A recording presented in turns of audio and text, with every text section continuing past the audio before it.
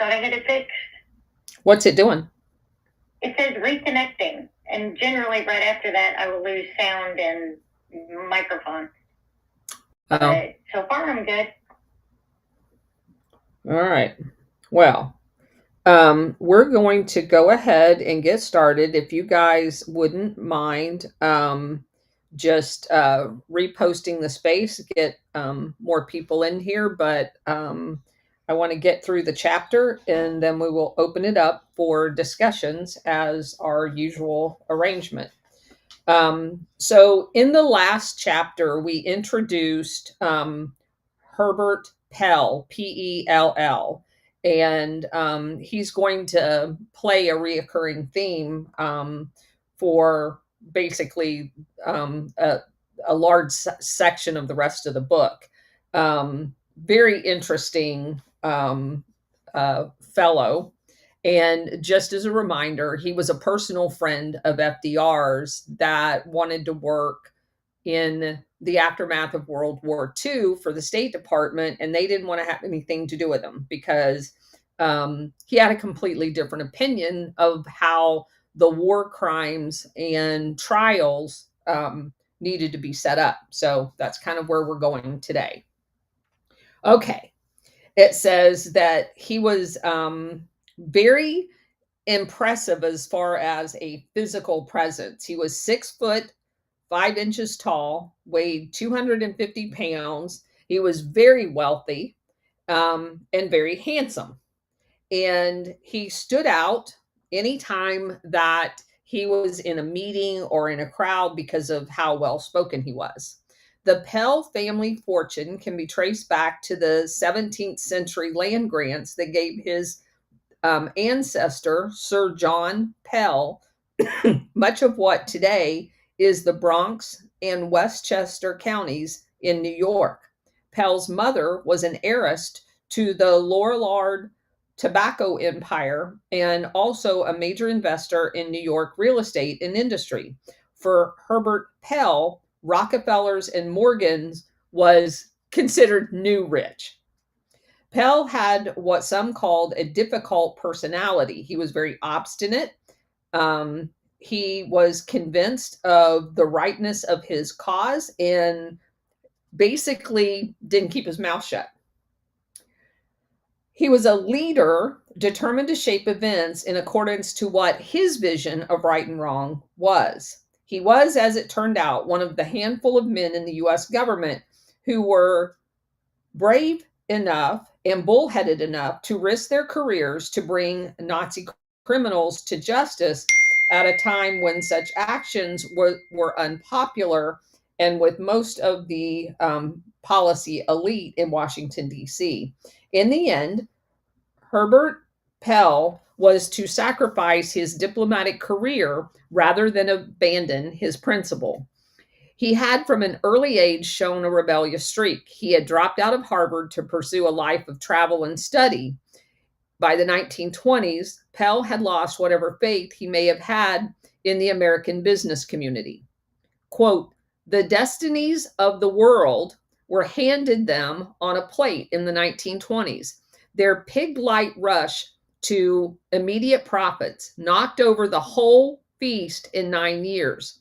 These are the people with an ignorance equaled only by their imprudence who set themselves up as leaders of the country, unquote. I got to hand it to him. It pretty much describes them. He also called them totally selfish.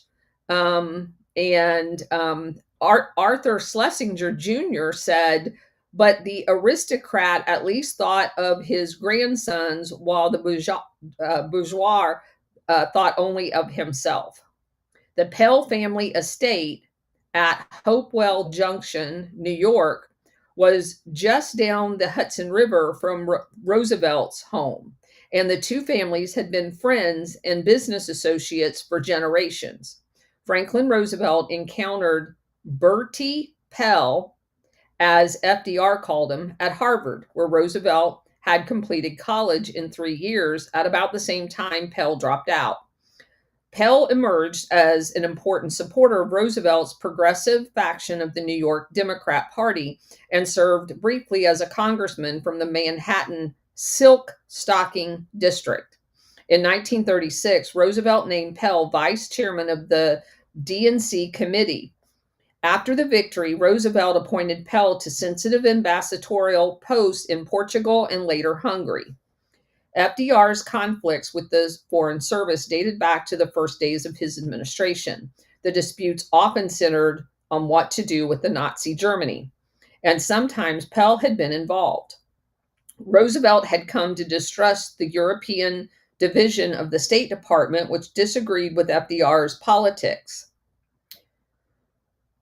The State Department Eastern Specialist included William Bullitt, Loy Henderson, and George Kennan. They leaned towards the strategy of rapprochement with Hitler and turning their collective forces against the Soviets. In 1933, he sent the first U.S. ambassador to Moscow since the 1917 revolution. He increasingly viewed the German-Japanese Axis as the world's most dangerous imperial force. Pell agreed, strongly backing the president in his controversies with the Foreign Service. FDR went so far as to dissolve the State Department's Division of Eastern European Affairs, believing that that group was disloyal to him and was undermining his efforts. Pell had clashed with State Department's bureaucracy as well during the time that he was an ambassador to those very same areas. Pell and Green Hackworth failed to get along almost immediately. And again, for anybody joining us, Green Hackworth was the legal advisor to the State Department. The problem was partly out of style, but also jurisdiction. As Pell saw things, he was working directly for the president, regardless of the administrative details of his appointment. As state's legal advisor, Hackworth may have had some sort of bureaucratic oversight of Pell's paperwork, but Pell did not believe that he worked for Hackworth. Hackworth was well named, Pell remembered from his first encounter with the man. Quote, "He was a little legal hack of no particular attainments. He was manifestly not born a gentleman and had acquired very few of the ideas of a gentleman on his way up in the world. His manners were bad, his fingers were dirty, and he was clearly unused to good society," unquote. That's a dressing down. Hackworth saw things very differently. It was he who was responsible for the oversight of the U.S. government's interpretation of international law, including war crimes. Pell may have been FDR's friend, but he knew little about international law or U.S. relations. For his part, Pell considered his lack of legal training to be a strength when it came to justice for the victims of the Nazis. A laughable proposition in Hackworth's book. The legal advisor had some political appointees like Pell before, and he didn't like them. Hackworth turned 60 the year that FDR appointed Pell. He was by then a puffy, fussy man, a confirmed bachelor with monkish devotion to the law. By almost all accounts except Pell's, Hackworth was a highly competent lawyer. He had been a legal specialist at State for more than 20 years by this time. He was considered a preeminent specialist in international law, the drafter of numerous treaties and international agreements.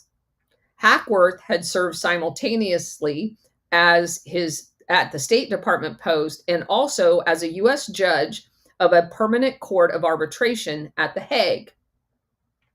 The State Department had begun publishing Hackworth's legal opinions and papers in an 8-volume digest of international law in 1940. Hackworth sought to articulate his precept of international law. In 1943, just as controversy over the legal response to Nazi war crimes was coming into focus, State Department published his Volume 6 on war and war crimes. And of course, it says exactly what they want it to say.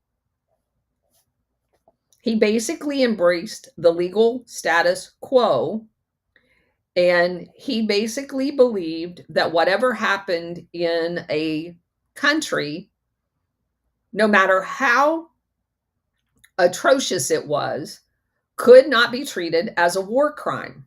That whoever was in charge of that country at the time that it was happening, if they said it was legal, then there was nothing the international community could do about it.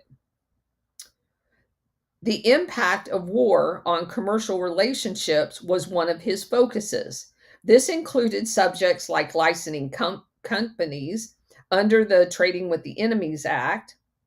That, of course, was done in conjunction with John Foster Dulles's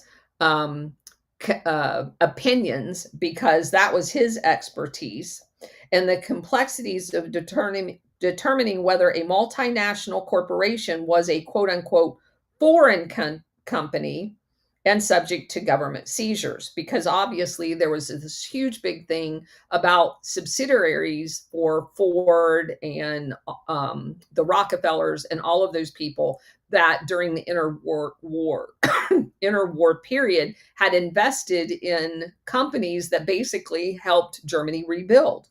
And so the legal interpretation of whether those subsidiaries could be considered trading with the enemy was utmost importance to the guy that's now sitting as the Secretary of State at the end of World War II. And he's the one that set them all up. Sounds like a conflict of interest to me. The concepts of a crime against humanity or human rights violations were absent from Hackworth's text in 6 volumes, never mentioned. The international community might justly hold a government responsible for atrocities against its own people was basically a foreign concept to him. He saw heads of state as beyond the reach of any international law. It is clear in hindsight that the Nazis' exterminations and murders was a key element of Hackworth's work on war crimes, and basically had made it obsolete by the time it was published, because it didn't address this. Herbert Pell had a different idea. He requested that Hackworth's rival, Sheldon Gulick, Glueck, of London Assembly Project, be appointed as his chief assistant and legal advisor for the UN War Crimes Commission. Gulick was probably the most authoritative legal voice in the US, then arguing for tough measures against the Nazis. Hackworth rejected him immediately. Instead,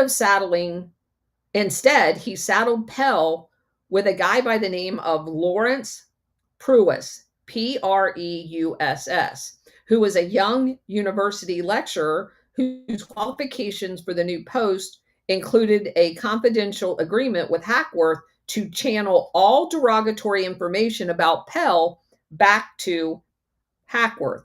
In other words, he was the spy that was going to be working for Hackworth to tattletale on Pell. As Pell prepared to leave for Europe immediately following his appointment, at the last minute, the British government delayed his visa, not allowing him to leave. Wonder who arranged that. The agreement with the Soviets for joint action on war crimes had unraveled because of the massacres that had been announced in Poland. And both sides were still attempting to bring the Allies back together. This delay stretched on for months, and Hackworth used the time to undermine and discredit FDR's nominee of Pell. More than a year had passed since Churchill and Roosevelt's 1942 agreement on War Crimes Commission, but the organization was still without a clear charter and had not met for the first time. Himmler had decreed in the fall of 1942 that all Jewish people in concentration camps within Germany's border were to be driven out, resulting in mass deportations to concentration camps at places like Auschwitz. The SS began gassing people and then moved it to other camps. This extermination killed tens, if not hundreds of thousands of people during this time. The murder program accelerated in the spring of 1943. German troops entered Warsaw Ghetto and killed thousands of people via street fighting. In the South, the Nazis began deporting Greek Jewish people to Auschwitz. In the North, they began deporting Dutch, gassing more than 34,000 people when they arrived. The SS had arranged a special transport for 3,000 women and children from the Netherlands, all of them murdered. In June, Himmler formally ordered the liquidation of the ghettos in Poland and the Nazi-occupied regions of the Soviet Union. This went on, and Herbert Pell was still in the US waiting for instructions to depart, and the State Department continued to reject reports of genocide in Europe. Pell met with the Secretary of State Hall in August, but Hall seemed unable to change anything. Pell then protested directly to Roosevelt. An active war crime commission would help check at least some of these outrages, he said. Why can't we get Herbert Pell off to London? FDR wrote Hall a couple of days later. Is there a reason for this delay? Meanwhile, unbeknownst to Pell, the British had decided to go ahead and have a meeting without him and without the Soviets.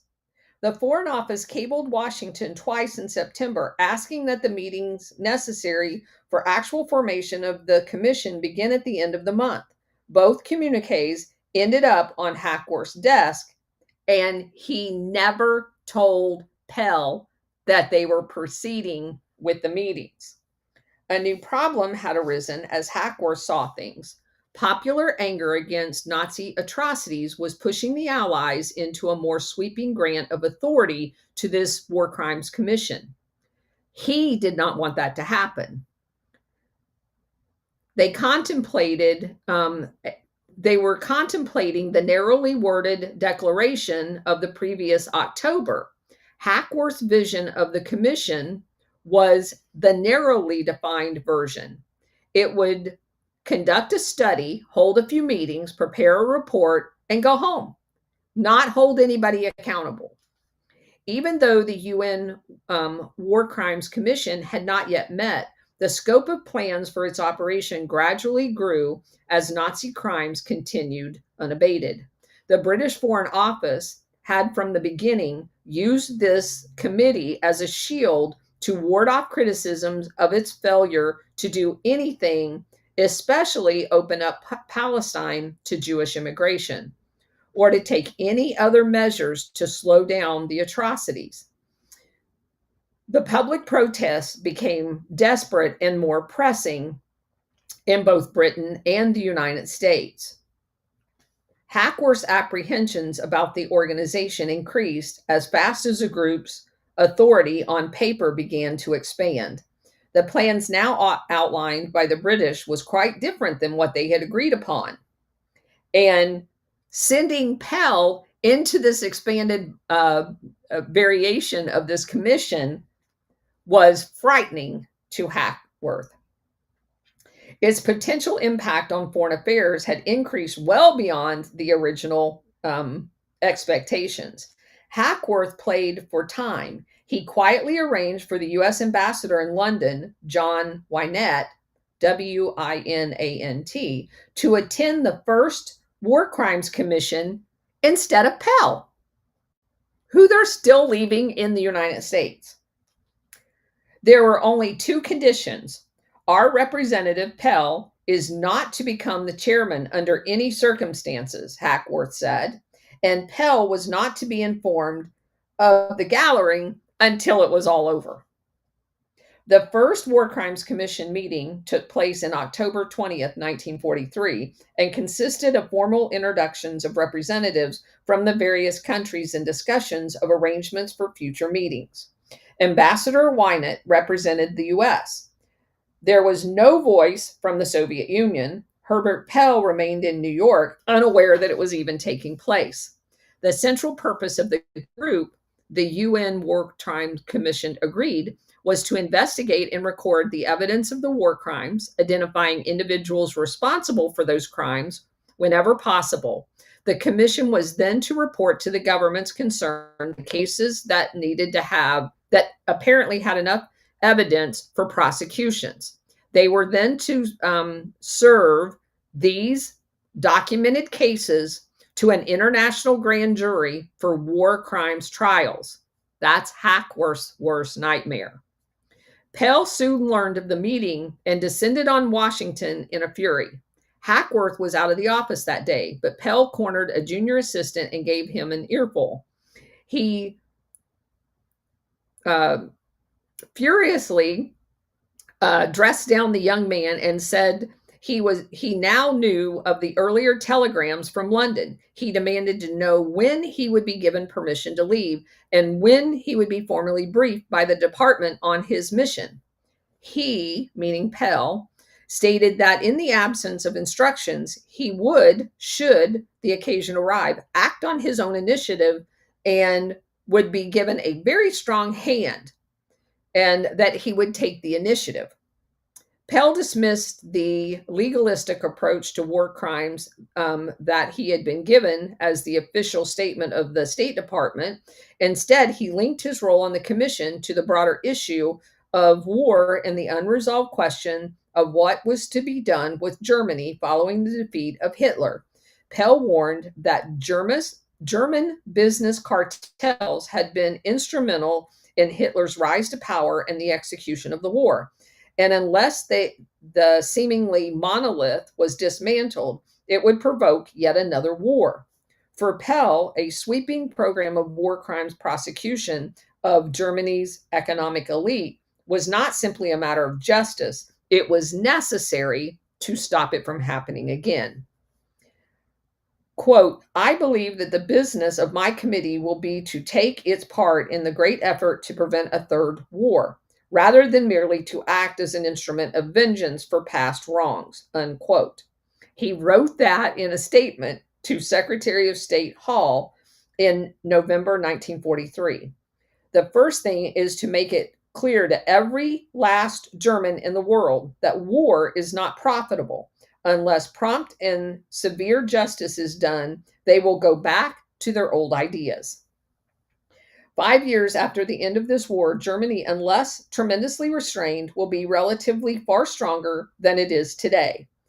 Every other country in Europe has been bled white and will take anywhere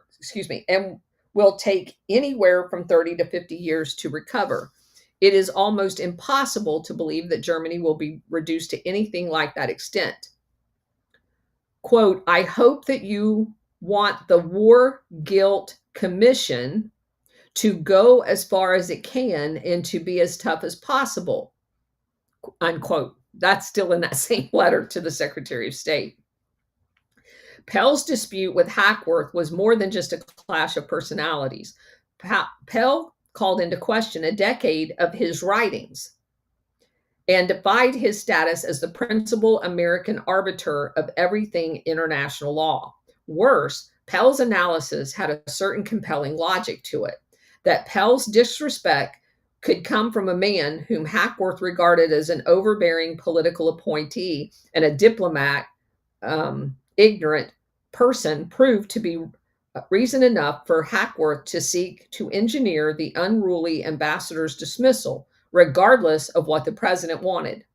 The U.S. War Crimes Commissioner returned to his temporary roost at a club in New York, waiting for his passage to London. In those days, traveling under assumed names was a popular thing. He finally arrived in London in mid-December 1943, some 14 months after he was announced to be the person on the committee. As news of Nazi genocide accumulated in the West, the press and the Jewish community and immigrant governments in London slowly pushed Britain and the US government towards an aggressive war crimes commission capable of doing something about the atrocities. The UN Commission was the only inter-allied group that had specific responsibility for collecting evidence. Sophisticated observers knew that the commission was also the only logical place to resolve the unsettled legal opinions on international law.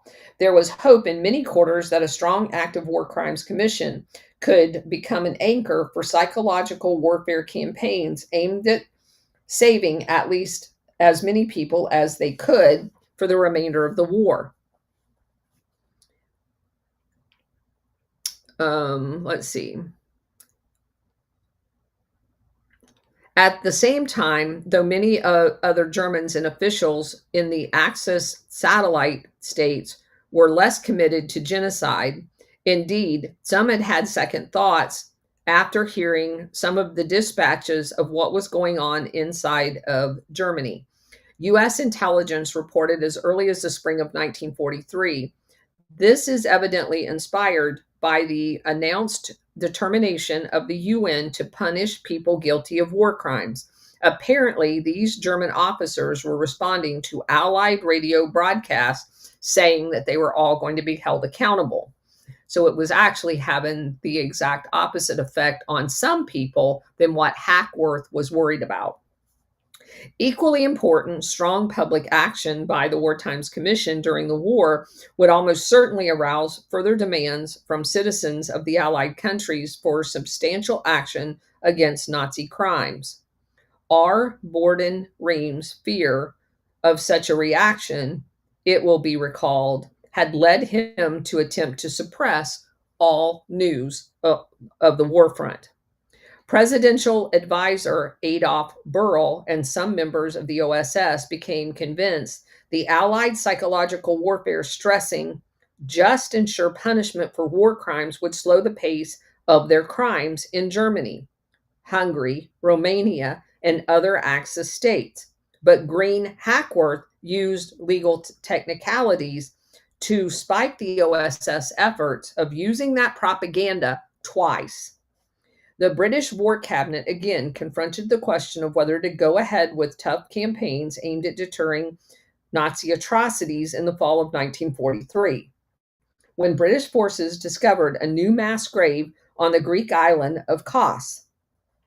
German forces had arrested and massacred 100 Italian military officers whom they feared might defect to the Allies.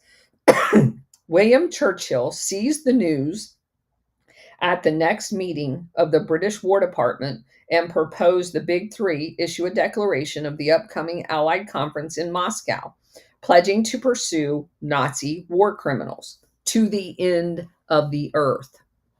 By late 1943, the fact that the Germans had embarked on a campaign of mass murder and persecution had become crystal clear. The Russian, Polish, dead had already numbered in the millions, yet Churchill focused on these 100 Italian officers. Why is that? Well, part of the reason can be traced to the war situation. The Allies had invaded Italy about 1 month before. They had taken Naples, but much of the country was still under German hands. The massacre in Greece offered an opportunity to demonstrate to the Nazis the treachery against the Italians, their one-time friends. Churchill's firm response to the atrocity also sent a message to the Allies that might be willing to treat former Axis soldiers with some leniency if they too abandoned Germany. Churchill was sensitive to the Moscow's view of the war crime issue, and he was eager to demonstrate a hard line for that reason as well. Quote, I attach great importance to the principles, and the criminals will be taken back to be judged in the countries or even districts where their crimes have been committed, unquote. Here again, revelations of Nazis' atrocities became an instrument of political warfare against Germany, and Hitler was an effective user of that political warfare. Churchill was an acute judge of German political culture. A threat from the Western Allies that suspected Nazi criminals would be sent back for judgment to those countries where their crimes had been committed, which for many suspects meant to the Soviet Union. That would have petrified. So he was using it as a tool to get Germans to defect. Foreign Minister Anthony Eden remained unconvinced. He said, "I am far from happy about all of this war crime business." He wrote to his staff, I am most anxious not to get into the position of breathing fire and slaughter until war criminals and promising punishment, and a year or two hence having to find pretexts for doing nothing, which of course is what they really want to do, is nothing. The central question for each of the allies at the upcoming 1943 conference in Moscow was how the struggle with Germany was likely to affect European allies once the conflict was over. The answer to that turned to a surprisingly large extent on the symbolic and practical questions of what was to be done with Nazi war criminals. In the Soviet capital during October and early November, the three Allied foreign ministers reached new agreements on the terms of US, British, and Soviet alliance against Germany and on joint Allied policy for post-war Europe. The foreign ministers announced their joint resolution in Moscow's Declaration on War Crimes on November 1st. Each major element of the Moscow covenants attempted to establish proof that the Allies would not betray one another during the war. These included new commitments to jointly prosecute senior Nazi criminals, to inform one another of any Axis peace fillers, and to handle jointly any armistice discussions with the smaller Axis states such as Hungary, Romania, and Bulgaria. The US and Britain renewed this commitment to open a second front in Western Europe, and all three powers formally agreed to demand unconditional surrender of Germany. The treatment of Nazi war criminals again became a very important topic. The Moscow Declaration began by agreeing to require the complete disarmament of Germany, then express commitments to dissolve the Nazi Party in all forms, to return Nazis to face judgment in the countries where they were accused of committing crimes, to create a three-power advisory commission in London, to make further recommendations on joint policy for post-war Germany, and to reach a joint decision among the three Allied concerning the disposition of Nazi leaders. 2 points are worth underlining. First, the Western Allies' agreement that any armistice would include provisions to ship Nazi criminals back to the site of their crimes, if it was respected, amounted to a renewed guarantee that there would be no armistice with Germany without Soviet participation. Second, there was no direct mention that the murder of Jewish stateless people and other Axis civilians was in any sense a crime, because the legal advisors at the State Department and Foreign Office in Britain believed it was not. Jews as such were not mentioned even in the list of atrocity victims in the Declaration. A curious blunder occurred on the way to making the Moscow Declaration public. Owing to that was termed, quote, an unfortunate mistake in ciphering or translation. The British Foreign Office staff in Moscow referred to the wholesale shooting of Polish officers in the Declaration's list of victims of Nazi atrocities rather than to the Italian officers, as had been agreed by the three foreign ministers. The Polish version was released to the press in London and in Washington, while Moscow published the correct Italian version. So this is purposeful sabotage. At the Goebbels ministry in Berlin, the propagandists noticed the difference between the two translations and exploited the blunder to call the massacre of Polish officers back to the central focus in the middle of all of this. The Soviets demanded and eventually won a formal correction from the British and the Americans, much to the dismay of the British exile government. Despite the correction, however, the incident was again another representation that the British and the Americans were working while they were supposedly working with the Soviets as an ally, they were actually working against them. The Western Allies gutted Churchill's plan to reduce Nazi violence through aggressive psychological warfare less than 2 months after the pronouncement in Moscow. During early November 1943, U.S. psychological warfare specialists began a major campaign to use Moscow declaration statements about trials for Nazi criminals as a centerpiece for messages aimed at German and other people living under Nazi rule. But on November 23rd, U.S. Army Air Force headquarters in Algiers aborted a planned war crimes trial of Germans accused of a second Italian massacre, then issued directives to shut down all publicity concerning the investigations of Nazi war crimes and any plan to try war criminals. The Army Air Force feared that if the U.S. tried German criminals during the war, or even threatened to put them on trial, the Nazis would retaliate with war crimes of American flyers who had been shot down in bombing runs, which is exactly the argument Hackworth used. Green Hackworth's office at the State Department, which had required months to respond to any initiative involving Nazi war crimes when it suited him, immediately endorsed the Army Air Force policy within hours of it hitting print. Hackworth worked through the weekend to put together a memo that supported this stance because it was his stance.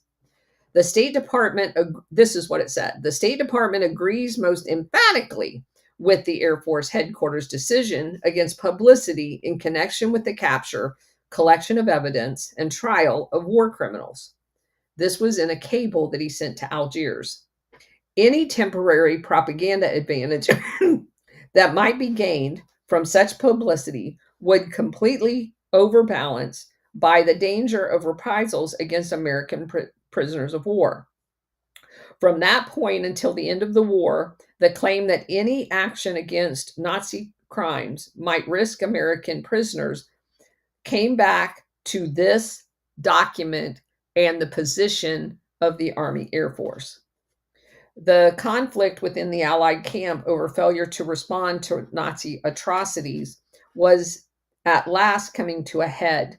Shortly after the Air Force incident, a half dozen senior administrative officials responsible for various aspects of the refugee issue met in the office of the Secretary of Treasury, who happened to be Henry Morgenthau Jr., the son of World War I U.S. ambassador to Turkey, who had protested the Armenian genocide. The subject of the meeting was eliminating obstacles to the rescue of refugees from Europe.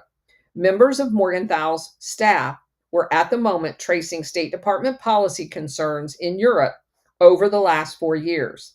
The title of their report told the story: Report to the Secretary on the acquiescence of this government in the murder of Jews. That was the name of his report. Secretary Morgenthau, a close political ally of Herbert Pell in the war crimes debates, squinted down through his glasses at Assistant Secretary of State Breckinridge Long.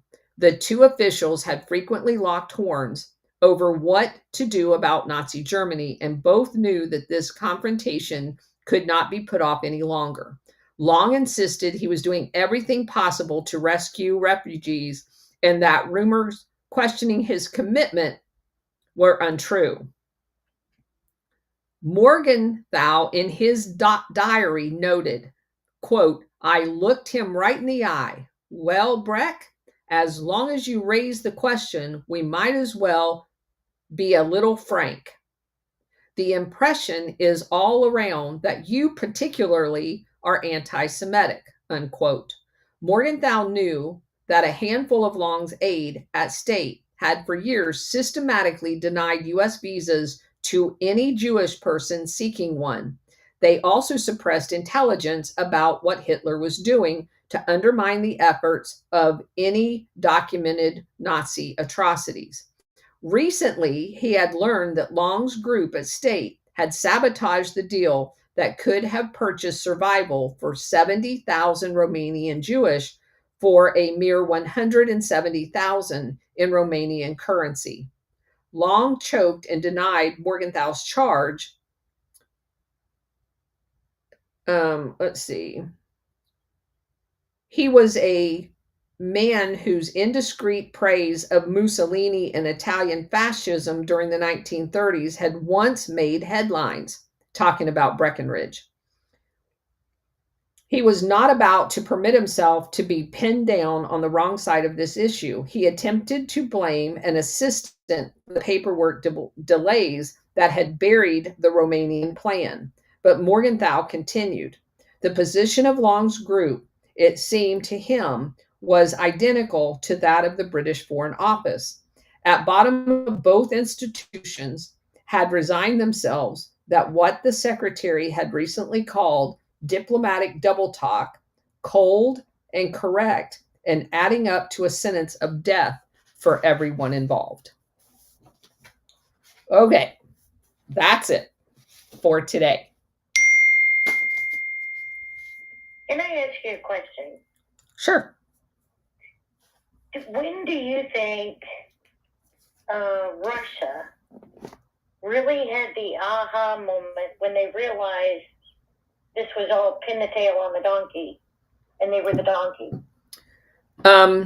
They suspected that very early on, and there's a lot of indication that there were several opportunities that created itself because they had moles everywhere. They knew that the British and the U.S. was plotting behind their back.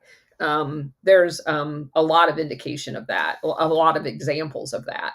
And later on, they find several of the moles were eventually outed, and they went back to being in the OSS.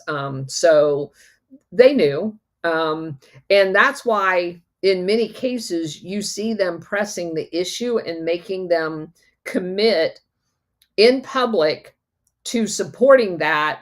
And then each and every time the UK and the US renege on the agreement that they made. That happened repeatedly. Absolutely. Okay. And that's what, it's like you see glimpses of them. I don't want to put it. It was obvious for so long, but they still came and helped. They still. Well, they had a mutual enemy. It's the friend of my, whatever that saying is. They had a mutual enemy. The Nazis. The enemy of my enemy is my friend. Yeah. They using, actually though, what they thought was going to happen was the U.S., when it got involved in the war, they actually thought that the Western Front was going to be done a lot sooner. And when you start reading these people's papers and their biographies, you find out very quickly that the long road around through North Africa into Italy allowed for a lot more Russians to be killed. And we read earlier in this book, they very much thought that the Nazis and the Soviets could fight a war of attrition, and they really didn't care. I mean, Truman even said that when he was a senator, that they should back whichever side and even suggested switching sides based on whoever was winning so that as many of them could be killed as possible because he didn't like either one. That he said that out loud. Crazy, isn't it? It is. Evil six, evil wins. Yeah, very interesting. I guess in the government's defense, though, if, like, they do have a fiduciary duty to try and mitigate, the U.S. Army's exposure to the war, right? Like, if there's a way to have Russia kind of take on a little bit more of the war and U.S. soldiers to take on a little bit less, there's a fiduciary duty argument there that they have a responsibility of their people to minimize our exposure to the battles. And because of overall winning. I don't disagree with that statement, but we know that that government and the people involved in that government, which was also involved in the Korean and Vietnam and everything, they have no qualms of sacrificing American military on a field of foreign countries when it benefits them. So while I agree that there are merits to that approach, it also was not, and they say that was not the overriding thought process in doing it. It was literally to prolong the war and allow the Nazis and the communists to kill each other. But I like your approach, Illini. Ron, did you have something you wanted to say? In a minute, yes. Sorry. Okay. Just interesting. This is, this book is very interesting. Even though there's a lot of it that I disagree with, I think it is very interesting. I find it curious. Why they? Was this guy good or was this guy bad? What guy? Why did they want to keep him out of the loop? Pell? Are you talking about Pell? Yeah. Because he believed in holding the Nazis responsible for murdering people or for war crimes accountable. And no one in the State Department had that position. Gotcha. All right. Yeah, they didn't want him anywhere near the negotiating table or responsible for representing the United States. And because he was a personal friend of FDR's, they had a problem on their hands because, and without sabotaging him, they weren't going to keep him from being involved in this process. And he didn't have the right groupthink. Gotcha. I'm tracking on that. Okay. Yeah. That makes perfect sense. When you look at Paperclip, and I'm not trying to go off on a tangent. I'm not trying to take a rabbit hole. But when you look at Paperclip, what the United States got out of Germany was they got for the most part, they got the mines. What the Russians got was the equipment. So the Russians had to reverse engineer stuff, whereas we had the mines that could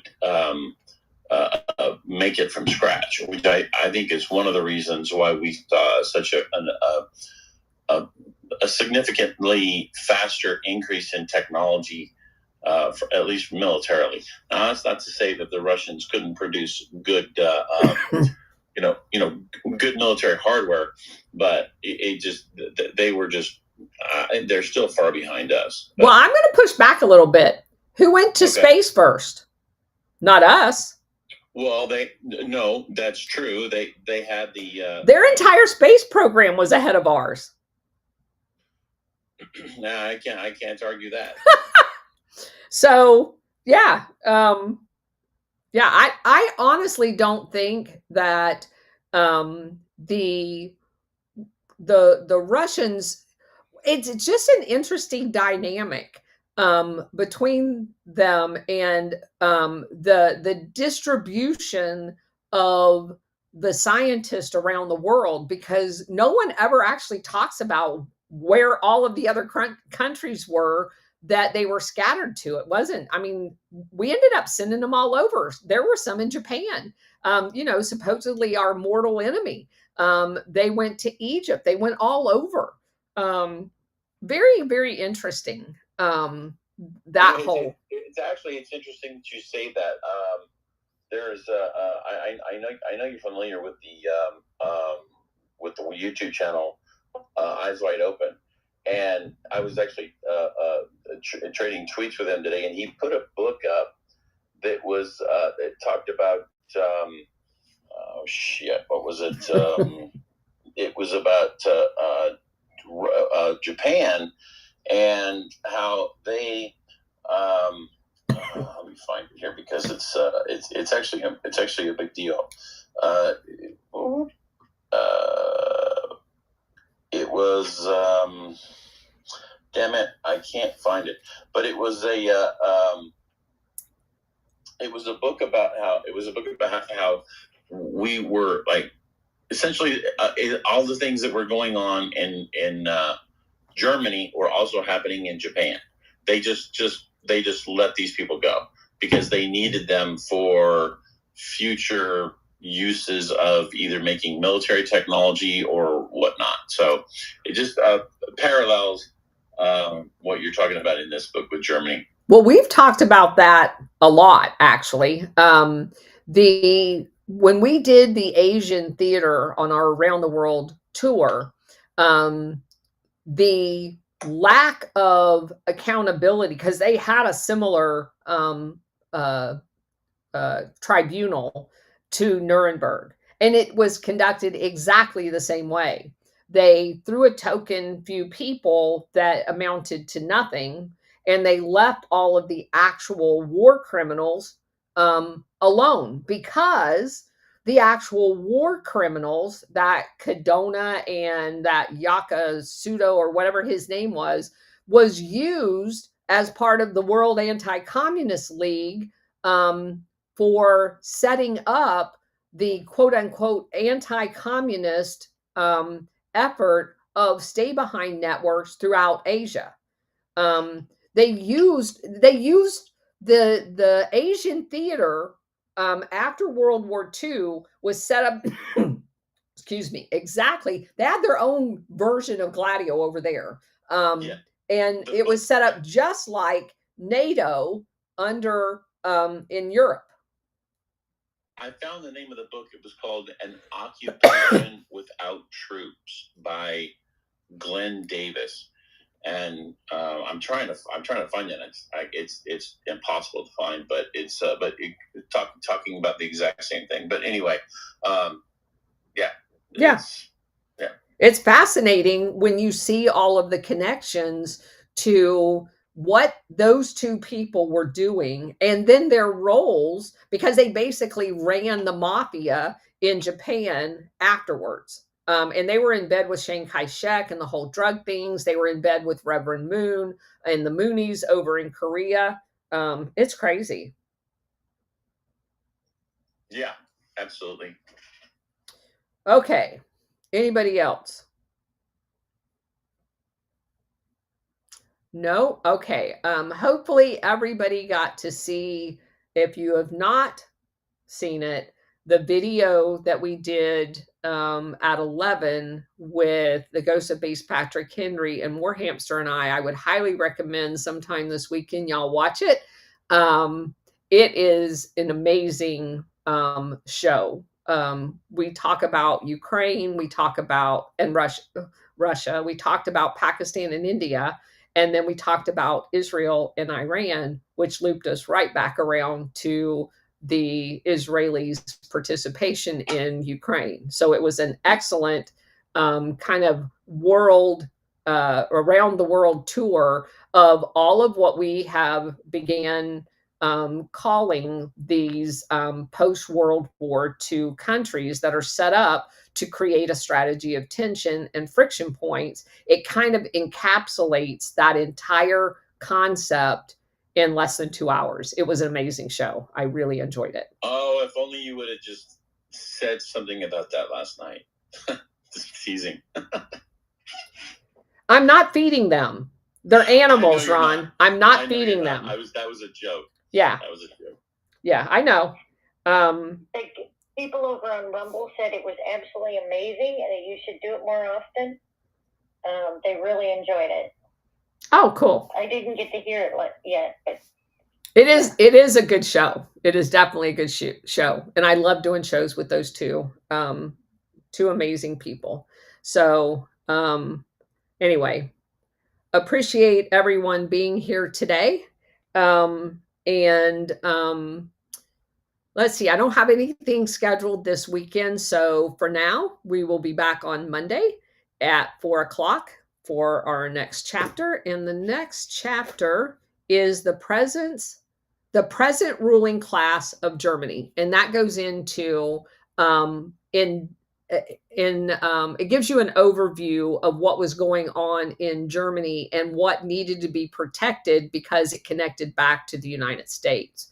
And that dictated a lot of what our policy was going to be, and the sabotaging of the war crimes process. So anyway, thanks for being here, everybody. Have a wonderful weekend, and enjoy the rest of your Friday. Take care. All right, let's see. When the U.S. says fund the entirety of the war effort, you wish from the U.S. military would end overnight. Oh, amen, Craig. Let's see. Colonel, regarding the panel you did earlier today, a suggestion at top of chat, perhaps every other week. Not Craig, what do you mean? The panel that I did earlier today, a suggestion at top of chat. Oh, I see what you're saying. Try to do that every other week. Yeah, I would agree with you. I honestly think we should do it once a week on a Friday morning to kind of capture kind of the big news for the week. The problem that we have is not with me, but Ghost is very, very busy. He does a ton of shows over on Badlands, and he's moving around all the time. He has a full-time job. And Brady, obviously, lots of irons in the fire. He is still doing a lot of work in addition to podcasting. And so unfortunately, that just leaves me, who's retired, and I have a wonderful husband that'll watch my grandson while I'm doing podcasts. So, yeah, I agree with you. I definitely think we should do it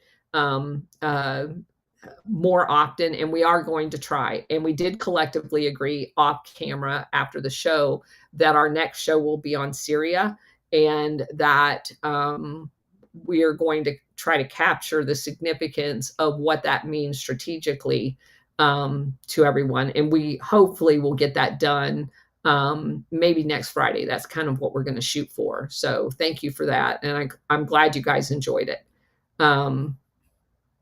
So that was a suggestion weekly. Like, you guys don't get enough of me already.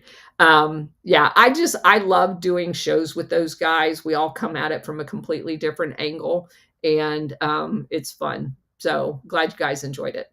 You guys have a nice weekend. Take care.